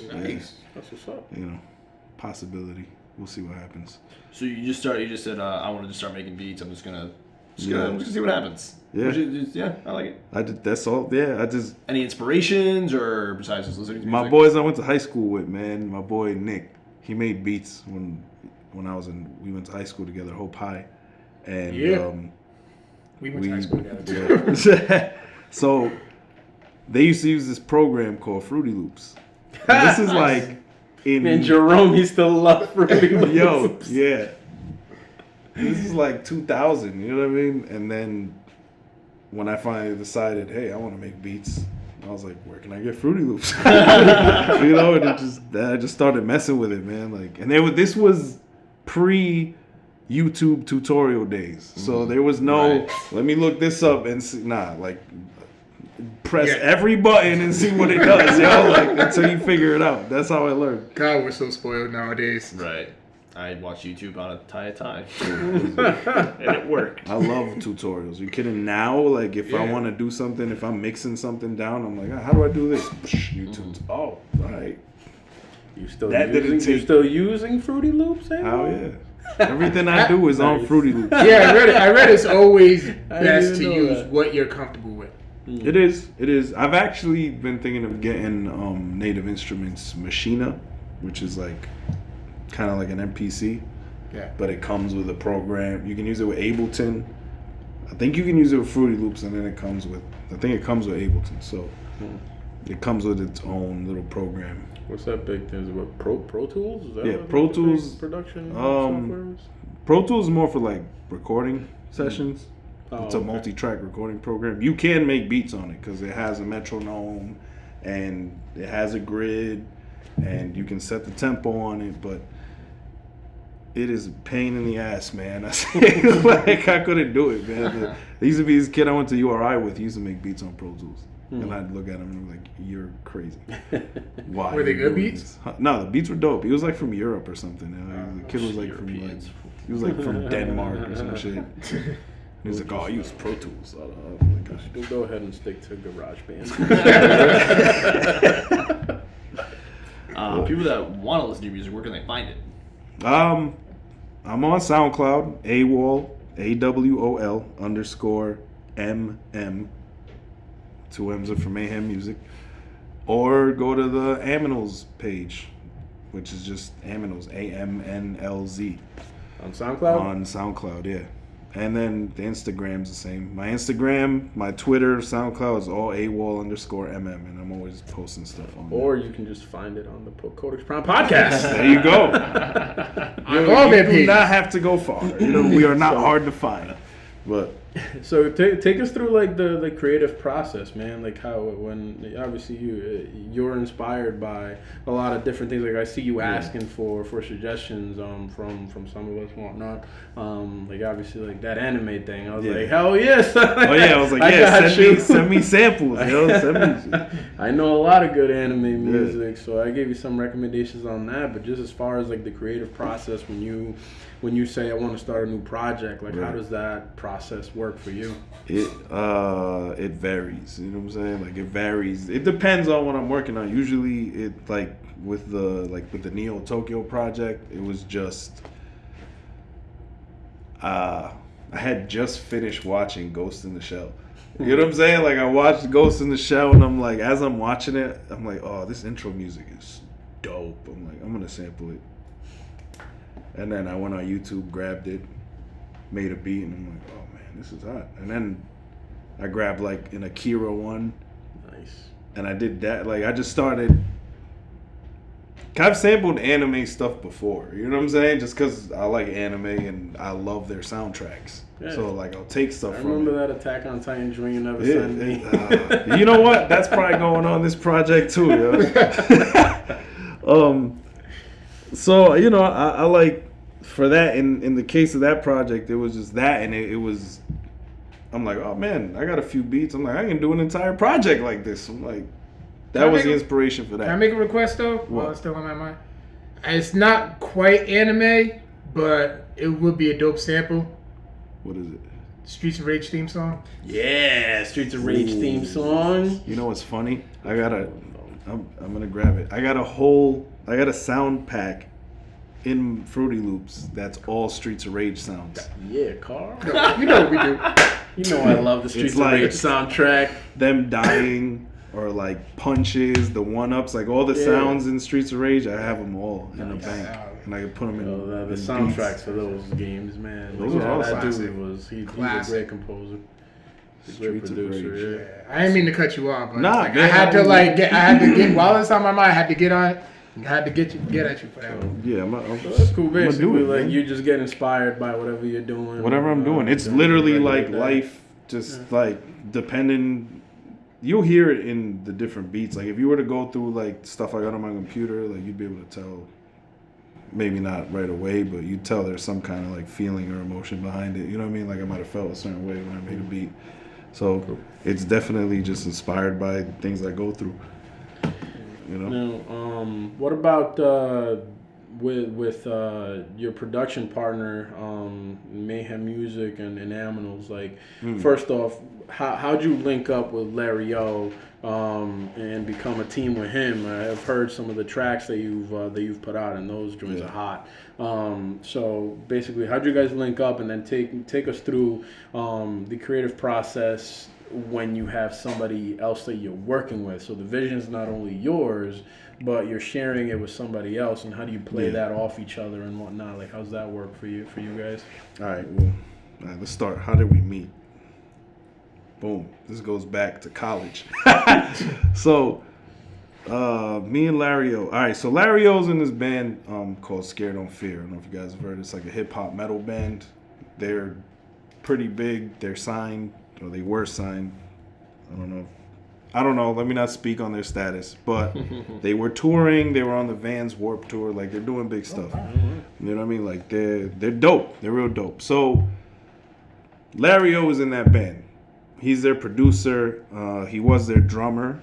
I think they got another drummer now because he does they've involved a lot of, like, actual production from, like, Fruity Loops or whatever into their stuff as well. Like digital production, I guess you could say, like beats. So, but he was a drummer for them. He's still in the band, obviously. And the lead singer of that band, Chris Jungles, me and him went to URI together. So we went to college together. And then, everyone graduated, what have you, fast forward. I'm running a studio, and some of my other boys that were cool with him from URI, they were coming to my studio, and then my boy like Frank Fitted, shout out to Frank.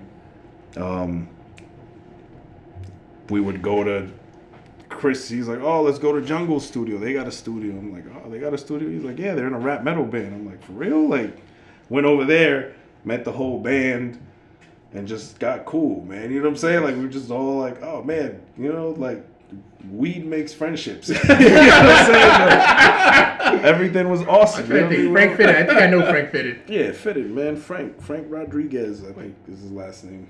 Breakdancing Frank from back in the day? Yeah, he used to dance. Yeah, dog. I did used to dance. MIC, you know, he rapped, all that. So, Damn, I'm old. so yeah, we used to, you know. So that's how we ended up meeting each other. And then, like I said, Larry O was the drummer, but he also made beats. So then I heard some of his beats, and I'm like, oh, these are dope. And then you're with producers, like, when one producer and another producer gets together, it's like y'all automatically have something to talk about, and you automatically like, oh, play this, oh, this beats. Like, y'all just start playing beats back and forth. So that's what we would do. And that was like 5 years ago, dude. That was probably like 2009, 2010. And then I kept doing my own thing. And most recently I had moved down south and then came back about a year ago. When I came back, one of my boys that I chill with, he's like, yo, you should make beats with Larry. You should do something with Larry O. Work with Larry O. And I'm like, you know what, man? I'm like, sure, man, why not? You know what I'm saying? Like, I'm always chilling over there with them, and it's like, Larry's beats are super dope, and he does it full time. Like, he's always in the studio. So, yeah, that's how we ended up meeting, man, and then just working together. Yeah. It was... Yeah, so what's it like when, like, a rapper or any type of artist just wants to collaborate with you or just wants one of your beats? Like, how is usually that creative process going? Is it you just supply the beats, they rap over it, and that's just it? It depends, man. With me, it's different. I'm really picky, man. Like, when it comes to rappers, like, if I think you suck, I don't want you to buy my beat. Like, you can't pay me for it. You know what I mean? Like, I do like to, if it's, like, for instance, with the SAS thing, collabing with them, they're in London. I can't be in the studio. I just had to send them the beat and be like, all right, do your thing, you know? But they were signed with Dipset to The Rock. Like, they know what they're doing. Cool, you know? Like, other cats, I like to be in the studio the whole time. Like, give them the beat. I let them write. You know what I mean? Like, I don't get super involved in the writing process unless they're like, oh, what did you have envisioned for this track?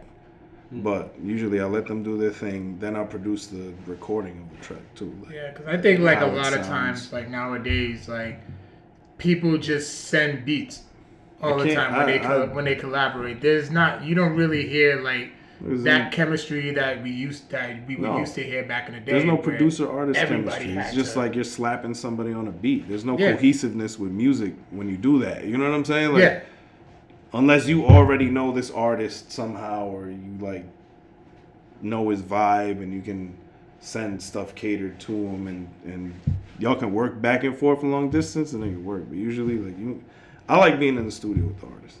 I could dictate exactly how I feel it should sound. So if somebody recorded a verse and I don't like it, I'm be like, you got to do it again. So you get Dr. Dre on him. You have to. You know, you have to. Like, and some people are scared to do that. Like, oh, I don't, like, nah. Of course, because at the end of the day, it's still your music. Do it again. Or if there's something that needs to be changed, we need to change this. This got to be, like, that's where I'll come in and work. Obviously, not to be a dick, you know what I'm saying? But just to get the best We're looking for your professional opinion.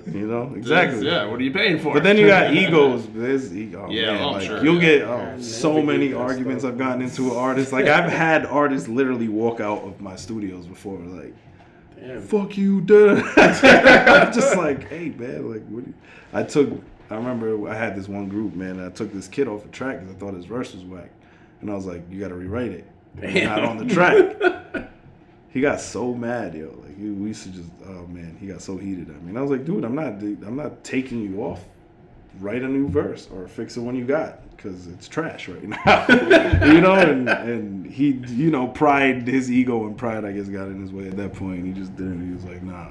And so, I've been there, man. So do you work with mostly hip hop artists, or like, do you have like a subset? Do you have a preference just producing hip hop beats, or I mean? No, nowadays I did before like just a lot of hip hop, and now I mean that's my like one true love, hip hop. You know what I mean? I love hip hop. I make like a ton of trap beats and whatever now, right? Yeah. But I did work with a lot of rappers before. Now it's different. With like this project that I am working on, yeah, I'm gonna have rappers on it. You know what I'm saying? Singers. But I've been reaching out to singers more and doing the like trap remixes. I don't need to work with artists. You know what I mean? I just take the acapella and build around that. Yeah, you know what I some mean? of that stuff is hot. What goes into like, how do you guys go about selecting what tracks? Because you've got like a real eclectic mix of trap mixes that you've put out there. Like I'm looking at your list of tracks that you've put out, and you've got like Akon, Locked Up, then you got Paramore, Ain't It Fun, The Eagles-Hotel-California, which was timely. I remember that's when Home Dude passed away. Passed away. Yeah. Rest in peace. You put out that 21 Pilots Stressed Out trap mix, which is my favorite. That joint is hot. Like that's that my one? favorite. Yeah. I haven't heard that T-Rev featuring Akon joint yet. I don't think you let us know about that one. I see that on here though. It's got 20,000 or more plays too. Damn. Okay. Yeah. It's gotten up there. That's what's up. Yeah, shout out to that Trev. 21 Pilots is banging. That's the Well, I mean, I think this will kind of help answer the second part of your question earlier. And it's with these, it's literally like, all right, either me or Larry come up with, like with the Paramore, I had started that Paramore joint and I brought it to Larry and I'm like, yo, that was literally the first AMNLZ track, yo. Oh, okay. Like that's what it just made everything pop off. So I brought that to Larry. I had some stuff already into it. And I'm like, yo, you think you could, what can you do with this? He's like, yeah, I could definitely do something with this. I'm like, all right, let's work, So he took it. That's how that one came about. Then the next one, the Akon joint, he had that one. He had the acapella. He started working on it. I came by the studio. We finished it off. You know what I mean? He played it, and I was like, that's dope. Like, I was like, I don't even care, like, that the track isn't new or anything. Yeah. I'm like, that's really dope. Like, let's put it out, The Eagles, we were both in the studio that day. It's kind of like just random. Like, we'll either be in the studio and come up with something, or he'll have an idea and be like, yo, let's do this, or I'll have an idea for a song. You know what I mean? Yeah. Like, the 21 Pilots, he had that one just in the stash, and he pulled it out, and I'm like, oh, you son of a bitch. I'm like, this is dope, man. We gotta finish it, and then we'll just go back and forth, like, adding things to the beat. So that, like, whole creative process when working with another producer is just, like, it's cool because you're getting a different take on something. Like I might think of, oh, this should go here, right?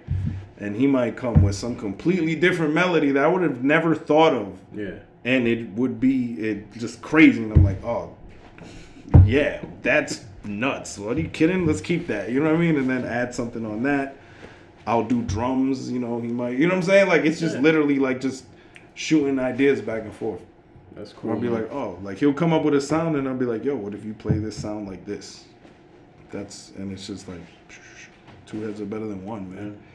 That's what's up. See, I love hearing about that creative process because I don't got a fucking creative bone in my body. So I can't make no music. I can't paint. But it sounds like a lot like when we did the, every year. I mean, you've only done it once, Maurice, but I've done it several times.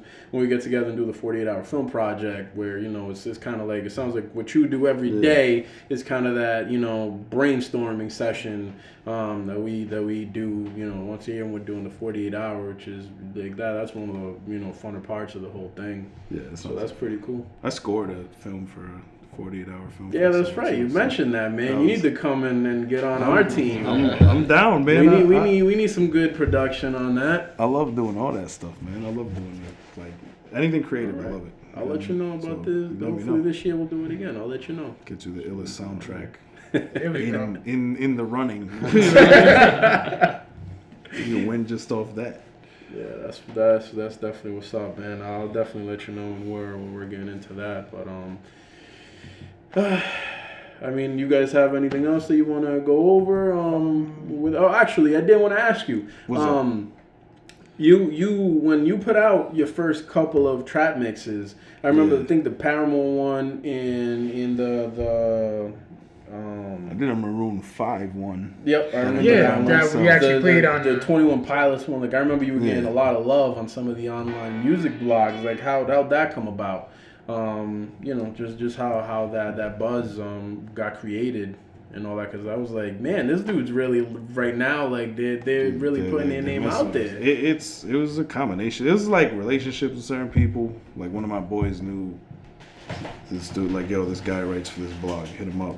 Like he linked us, and we just talked, sent him some stuff, and he's like, yo, this is dope. They'll post it. Then blogs that they're like, they work in conjunction with, or that they just work with. Yeah, like they'll be like, oh, this is dope. They'll repost it. You know what I'm saying? Like they'll take it and they'll put it on their page. So it just started spreading that way, and then the EDM world started to pick up on it, because there's accounts on YouTube and SoundCloud now. Like there's like Trap Wolves, and there's a page called Trap Remixes, and there's a ton. Like, yo, the SoundCloud community is nuts, yo. Like there's groups, there's different pages that post only certain genres of music, and they'll like it's crazy. So, and they have tons of like 100,000 followers, 50,000 followers. So they started reposting our stuff too. Give it out to every single person that follows them. That's nuts. So then, and then people that follow them will repost it, and that all just counts. And so do people our plays. Do people reach out to you from after hearing that, or do you reach out to them? How do you? Some of the blogs, I mean, I like some of the people I knew. I reached out to them and I was like, hey, you know, can you play this? Yeah, whatever, right? Like, and everyone kind of helps each other because they're all in the same. Yeah. Oh yeah. And then like with the EDM stuff, it kind of popped off. Like that Trev-ft-arok-palms-up remix. That he's from North Carolina. He hit us up. Oh, really? Okay, that's cool. Nice. I think he hit I'm pretty sure that's how it went. Larry communicated with him somehow, and I think he hit us up, and because they heard the Paramore trap remix, and they're like, yo, this is dope. We did, so we were like, we took one of his tracks. So that was already an existing track of his. He sent us a cappella, and we did that remix, and that one got like 20,000 plays. But it was also because he has his relationships with a bunch of blogs and EDM dudes, and like he's got a following. So then all those people retweeted and reposted and whatever Instagram. You know what I'm saying? Like everything. Some of those Instagram people have like 1 million followers. Right. It's nuts. I can't. That's why Carl Byrd is our social media manager, because he makes my head spin. How come we ain't deep in the SoundCloud community, Carl Byrd? We need 100,000 followers. Trust me, I'm still working on networking and linking up. No, Carl, make me trust you. Make me trust you, Carl. I got you. Though. He's got some things on the fire. He's got some irons on the fire. He's working on it. Oh man, that's great. You've done a good job so far, Carl. Appreciate that. No, but speaking of just that community aspect, I know you said that you don't, with the trap mixes, you don't work a lot with like the artists because that's pre-existing work already. But what's your thoughts on just the Rhode Island or just the general music community in this area, as far as what you've seen, who you've worked with? Like, is it what just your thoughts on what it looks like and where things are kind of going and music creativity? Yeah. There's positives and negatives. Depends what we're talking about. Artists, DJs. Talk about what you want to talk about. Listen, they're like, all right, there's a lot of talent in the Rhode Island music scene. They're like, especially Providence, you know what I mean? Mm-hmm. Like, there's a lot of talent. There's just not enough, I guess, unity and support. Really? Yeah. For it, you know what I'm saying? Yeah, it seems like everybody's in competition because they want to be that one to put Rhode Island on the map. Yeah, but that's the thing. It's the crabs in a barrel. Like, it's not going to happen if everyone's trying to shoot the other guy down. It's like, at the end of the day, we're all from the same place, man. Yeah. Like, even if you don't rock with something crazy, like, don't diss it. You know what I'm saying? Like, there's somebody out there that likes it. And I mean, y'all might be able to collab on something and it'd be dope. I don't know. You know what I mean? Like, I think there's a lot of great talent. There's dope artists in Providence. You know what I mean? If we're talking like hip hop, there's a lot of dope hip hop artists. You know what I mean? Cruz is super dope. Dominican hip hop artist Kufa Castro. I don't know if you heard of Kufa Castro, but he's got a lot of like real dope music. And it's like some people, I'll say that and people look at me like, who are these guys? And I'm like, yo, look them up. They're really dope. Like, it's not mediocre. It's dope work. It's dope artistry. Even DJs, man. There's like dope DJs. Carl Byrd. You got Carl Byrd. You know what I'm saying? Doing the kids' parties. You need your kids' party done? Kids, they have Carl Byrd. I do it. Listen, I don't just do. He got the Barney song, I do Sesame Street. I do it all. The Tickle Me Elmo theme. I do it all. I'm versatile. Dora the Explorer. I've done weddings. I've done kids' parties, Blues baby Clues. showers, whatever. Sweet 16 I've done. Yo Gabba Gabba. What else? Keep saying, Carl got you. Nah, but that's good to hear, man. Because honestly, like I don't know a lot of the local artists, so that's kind of one of the reasons that I asked, because you shout those people out, you get their names out there. I mean, we ain't huge or anything, but every person that hears it counts. Look, A-Rab Music is doing his thing. So like I'll be looking up some of the people. If there's anybody else you want to shout out. Or you think is good out there, man, let us know, because I'm gonna go back and listen. Man, everybody, anybody in Rhode Island doing it, man, that I could think of. I mean, off the top of my head, like I said, Cruz, Kufa Castro, my guy Hammer Beans, he's a beast. I can't think. The Music Please, they do. They DJ. They're really dope. It's like 3 DJs. They play awesome music, not just hip hop. They play everything. They play like EDM. Like all kind of dance music, like obscure shit that you've probably never heard. They play dope shit. So if they follow you like on SoundCloud, they can make their way to these guys. It's kind of like going down a rabbit hole. If you follow me on SoundCloud, you're gonna find somebody else. They either follow me or I follow them. There is a SoundCloud app. There's an app. There is an app. They need to upgrade that app though. It's I don't know. Maybe it's because I'm using it tomorrow to listen to a lot of stuff, so I'll let you know how it goes. Yeah. And it's AWOL_MM. Yes, sir. AWOL, and music. AMNLZ. AMNLZ. AMNLZ. So that's the production team. Gotcha. That's all the trap remixes. That's where you're gonna hear most of the music right now. That's what I'm focused on mainly. What is trap? Trap is alright. This is what happened, right? I wanted to ask, but I was afraid. No, hey. Don't be afraid, man. You're not ever going to learn anything if you don't ask. You know what I'm saying? You can't be embarrassed. I just keep hearing it said, okay, yeah. Okay. Here's the thing. Trap music started in the South. Trap music... Alright. The trap is basically it's a drug where house. motherfuckers sell drugs. Well, it didn't start off as because there's trap houses, and then they now are known as bandos. But the trap is the whole area where motherfuckers are selling these drugs. You know what I'm saying? Mm-hmm. Reason why they call it a trap, most of the times it was a dead-end street. There's a lot of those in Atlanta. Anyways, it started from dudes rapping about that. First guy to put out an album called Trap Music was T.I. And this is like Rap City, the Basement was playing T.I.'s music. 06? Earlier than that. Yeah. Earlier than that. Like Big Tigger, dog. Like T.I.'s been around for mad long. So T.I. put out an album called Trap Music. That's what kind of pretty much jumped it off. It's all an Atlanta thing. Then it evolved from that. I mean, fast forward, Young Jeezy, you know what I'm saying? He put out Trap or Die. So that started getting categorized as trap music. These guys, you know what I'm saying? Rapping about the trap. Mm-hmm.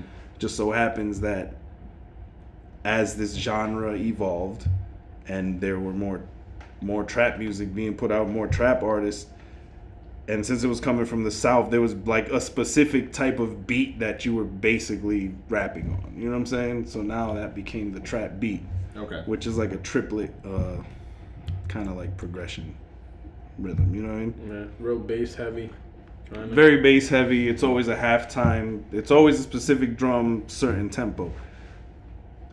Those tempos are very close to the EDM tempos and dubstep. So then now you have trap music like spilling into the EDM world. And now you got guys like Bauer and DJ Snake. Bauer, DJ Snake. Undercover. Who else? I'm trying to think of the other dude, yo. Bauer is my favorite. There's this dude, Tom something. He's a beast. Then there's, why am I drawing a blank, yo? What the hell is his name? Anyways, the thing is, now there's all these like EDM type producers that do trap. Yeah, it's like, so now that's what trap's become. So it's just like a tempo and style of beat, yeah. And it transforms to other stuff, like any artistic stuff does. But I'll listen to that this week, and I will become an expert by next week. There you go. You can ask me questions. You'll like it. Listen to TIP trap music. You gotta start there. That's a good album. So, AWOL_MM, Instagram, Yes. Twitter, Yes. SoundCloud, Yes. Facebook, Snapchat. AMNLZ is on Facebook. Okay. My Facebook is just my personal page, so And I still post music, but I don't. If Whatever. if we're not friends, you can't see anything I post on Facebook. I like it. As it should be. How can people now contact you? Just any of those platforms reach out to you? Yeah, it's got my email on there. Right. So basically, if you reach out to me on Instagram, SoundCloud, Snapchat, Twitter, I'm gonna reply. I'm not an asshole. You know what I mean? I like Sometimes, contrary to popular belief, you know what I'm saying? I'm not an asshole. I'm not conceited or stuck up or self-centered or whatever. I don't know, but yeah. We can confirm AWOL's a cool dude. Cool, man. I'm approachable. You know what I mean? Reach out to him. Before we end the show, thank you for all that. We're gonna get some audience emails. Oh, hey! For the first time in weeks. So thank you, everyone. I know it's been a busy year. We got 2 today. We got one from Anonymous and one from our old friend Victor Omoayo. Whoa! What? First one, subject line, year in review from Anonymous. Gentlemen, it has been a long time, but I made my return to writing into your program. Despite my love of the nerdverse, time is in short supply, so I can only comment on major things. First of all, Ant-Man was fantastic. It was a perfect blend of humor and tension. Thank you for your recommendation, because I probably never would have seen it based on the trailers and promos. Oh, look at that, man. Right? We're improving lives. We're spreading the gospel. And we said that, too, that they didn't... They did not do a good job with the marketing. Unlike Deadpool. Deadpool's done a masterful job. That movie could be a sack of shit. And everyone will have seen it already. Because they did such an awesome job. No. The reviews are out. Yeah. It's good. It's getting good reviews. I feel like we're going to all have seen that, but haven't talk about them. By next Tuesday, I will definitely have seen it. I know for a fact Victor will have seen it. Mm-hmm. It's up to you two motherfuckers to get your shit together. Seeing it. Valentine's Day, bro. Yeah. My wife is looking forward to that movie. You tell her what I said too? It's insane. No, I forgot. Damn it. Secondly, Jessica Jones was a good binge series. Personally, I thought Daredevil was better, but not by much. I can't wait for Daredevil season 2. I think the series took too long and felt drawn out. Specifically, as you mentioned, that annoying neighbor who convinced a bunch of grown adults to attack Jessica. That was kind of weird. Finally, Star Wars. It was a nice movie. While I agree with most of your perceived flaws, I am also rather disappointed at Disney's goal of trying to please everyone. By not creating an original story, it felt like a pander job because of how awful the prequel was. The new movie may have original characters and did a great job representing women and minorities. Side thought, are black people minorities in Star Wars? But it did not have an original story. A strong female protagonist sounds interesting, and here's hoping to extending the lore in the next few movies. Cheers, not Darren. I like the way you put it. They pander. They didn't want to offend anyone, so they tried to make everyone like it. Hey, well, did you like Star Wars? I like, and I'm a huge Star Wars fan. Mm-hmm. Should I go on record and say that? Let it be known. I put Victor on the Star Wars. Oh, the word's out. That's great. I don't know if he'll deny that. Maybe he will. We might deny that to the grave. Come on, tell the story. How'd you do it? So he has no choice but to admit it. Well, here's the thing. Me and Victor went to elementary school together. George J. West Elementary. It was in our 5th grade class, I believe. Me and Vic, he used to come over my house and stuff. We were real cool. So, I forget. I think I was watching Star Wars at my house. Something. Or brought it up. And he didn't know what it was. And he kind of had jokes about it too, and I'm like, listen, man, you have to watch Star Wars. So like, don't say anything until you watch Star Wars. He basically created that monster. I created the monster. He created Victor. Yeah, it's bad. Wow. No, yo, even to the point, I remember, right? I put him on the Star Wars. He got so into it. I remember he made a Jedi club in 5th grade, and he had a test, right? And he tried to give me this test, dude, and I'm like looking at him like, I put you on, son. What do you mean? That is so different. You gonna give me the test or something? I'm like, you know what? I'm gonna take your test. And I took the stupid test and I aced it. And you know I aced it, Vic. You know what I'm saying? So I could be part of this little Jedi club in 5th grade. But I digress. That's the best. But here's the thing, right? The prequels, I watched the first one and it was trash. I didn't watch the rest of them because I was so upset. This new one I enjoyed, but they took so much from the original movie. They might as well have just like called the planet Tatooine, yo. Like, you live on Tatooine? This is a new Tatooine? You made a new Death Star? What the fuck? We're gonna go blow this shit up again? Yeah. At the end of the movie, it was cool. Like, I liked it. You know what I'm saying? Like, I liked it. I love seeing Han Solo come back. And then he died. And, spoiler alert? Chewbacca was dope. I'm sorry. But it's been enough. If you haven't seen the fucking movie by now, yo, like, just kill yourself. But I like the movie. I just didn't like that they took that much from the original. It was a little excessive. It was very excessive. We've all made our feelings. And I feel like as fans, we might have overlooked it initially, but, you know. Oh, I didn't. I just, here's the thing. When I watched the movie, I was enjoying it, just the experience of watching the movie, and I'm like, yo, it's dope. They didn't ruin it. Like, they didn't. True, yeah. And they left a lot open for the next 2 movies, but they did borrow. Like, it's just like, okay, man. Like, you know what I mean? Like, the planet, the Death Star thing. Like I said, it wasn't until the Death Star, spoiler alert, blew up, I was all in. Once that thing started imploding on itself, that's when I cashed out. I was like, this is whack. Just whack. Yeah, it was. So, I don't know, man. Scale of 1 to 10, 7. Yeah, that's fair. That's very fair. You know what I'm saying? Fair, yeah. And I think I'm being generous, but 7. Because, I mean, it was a good movie. Like, you gotta give it a good score because it was a good movie. Like, right off the bat, despite its flaws, it was a good movie. It was good. It didn't suck. It lived up to the Star Wars legacy. Yeah. Fine. It didn't suck. It wasn't the prequels. Exactly. It wasn't. But for the trilogy, the new trilogy, whatever, not to suck, like, they got to step it up in the next 2 episodes. Like, they have to. Hopefully they do something different. Hard body. Like I said on our Star Wars podcast, I want Kylo Ren to go dark. Like, I don't want no redemption story for that dude. I don't want a Darth Vader moment. Like, I want him to be out there, killing women and children. He killed his pops. Do it. Yeah. It's like, that was it. That was my whole point. I'm like, there's no coming back. He can't come back. Exactly. Thank you. Okay. Yeah. All right. We all agree. I would not. Every one of us. Yes. Including our next emailer, who I think agree with you on the previous show. Victor Omoayo. February 14th, film recommendations. Oh, for Valentine's Day. Did he really name it February 14th? He did put February 14th. God damn it, Vic. Film recommendations. Greetings, fellas. Although I am sad that I'm temporarily unavailable to join you guys in the podcast due to changes to my work schedule this semester, I just want to assure everybody that I'll be back soon. Now then, with Valentine's Day just around the corner, I'd like to share 2 movie recommendations that any couple would enjoy. One is Revolutionary Road, starring Leonardo DiCaprio and Kate Winslet as a suburban couple in the 1950s, whose idyllic marriage slowly crumbles as the hopeless emptiness of their lives drags them down. Of course. Michael Shannon is in it too, which makes it even better.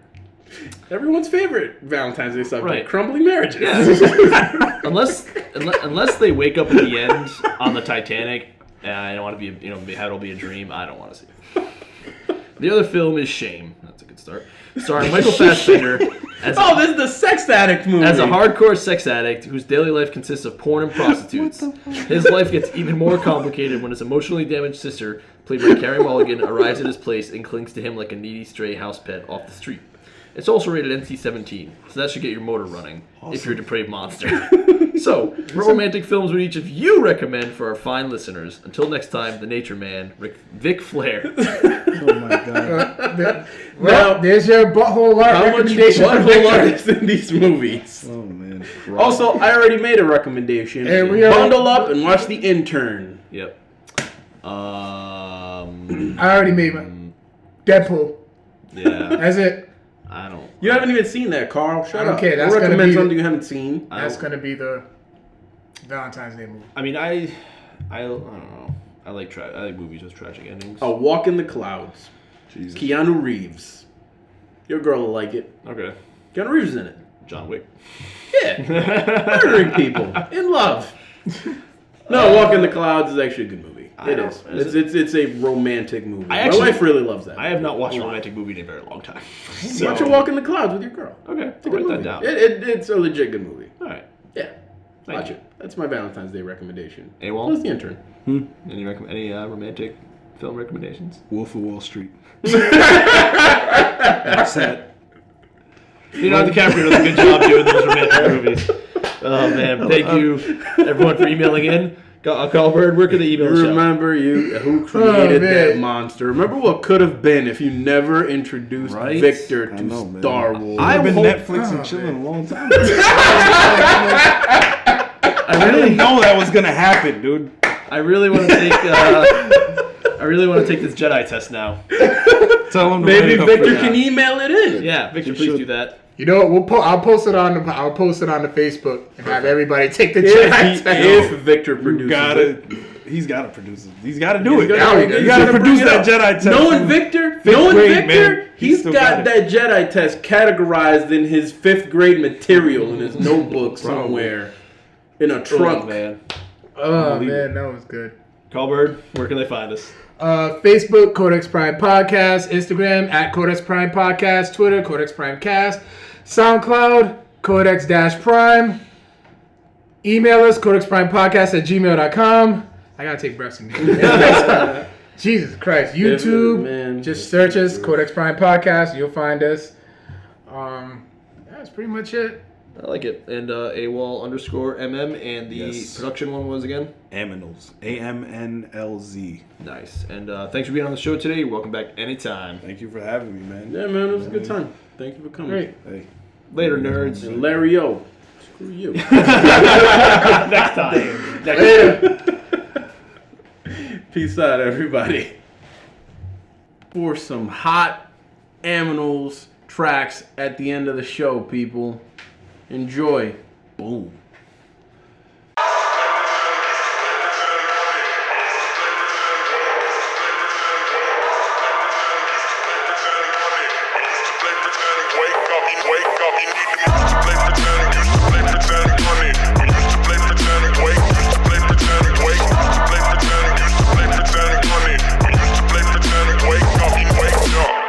I wish I found some better sounds no one's ever heard. I wish I had a better voice that sang some better words. I wish I found some chords in an order that is new. I wish I didn't have to rhyme every time I sang. I was told when I get older all my fears would shrink, but now I'm insecure and I care what people think. Blurry face and I care what you think. My name's Blurry face and I care what you think. Wish we could turn back time to the good old days when the mama sang us to sleep, but now we're stressed out. Wish we could turn back time. Wish we could turn back time.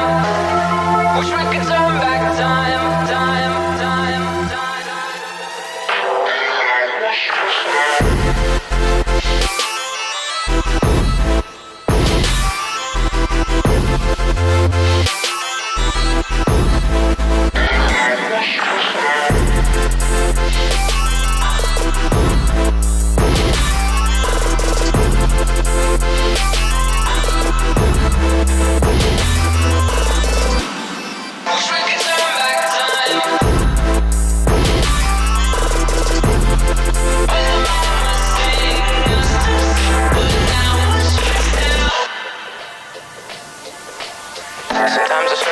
will take me back to when I was young.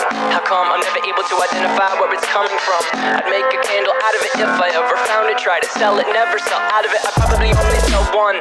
Give it to my brother, we have the same nose, same clothes, homegrown, a stone's throw from a creek we used to roam. But it would remind us of when nothing really mattered. Out of student loans and treehouse homes, we all would take the ladder.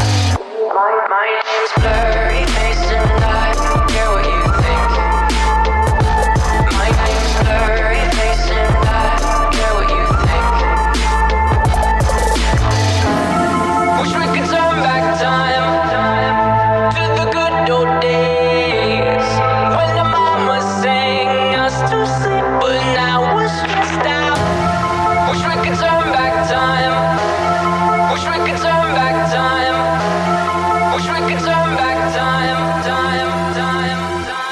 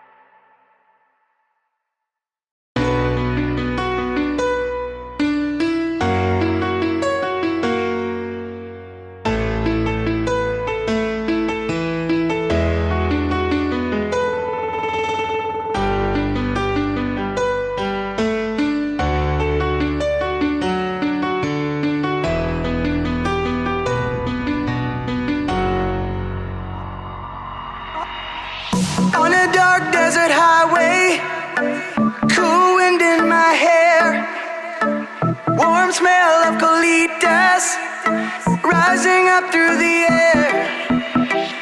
Up ahead in the distance, I saw a shimmering light.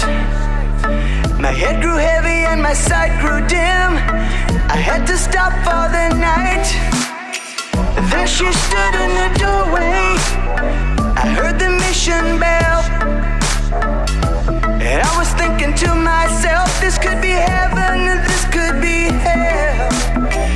Then she lit up a candle, and she showed me the way.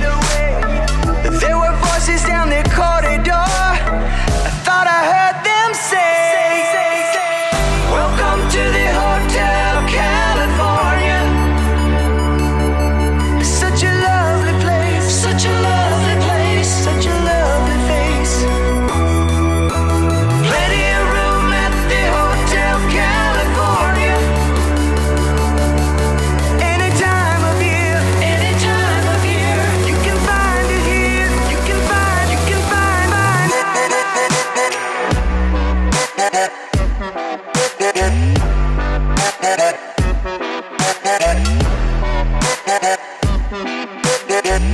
Welcome to the hotel, the hotel.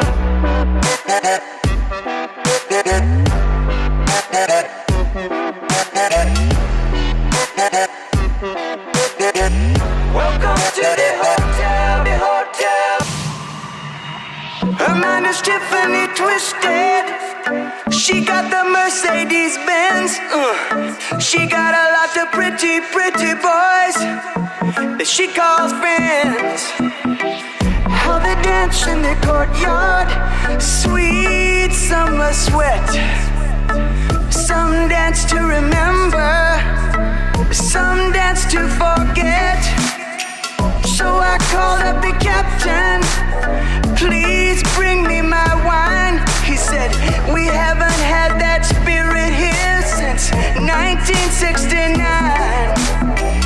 And still those voices are calling from far away. Wake you up in the middle of the night.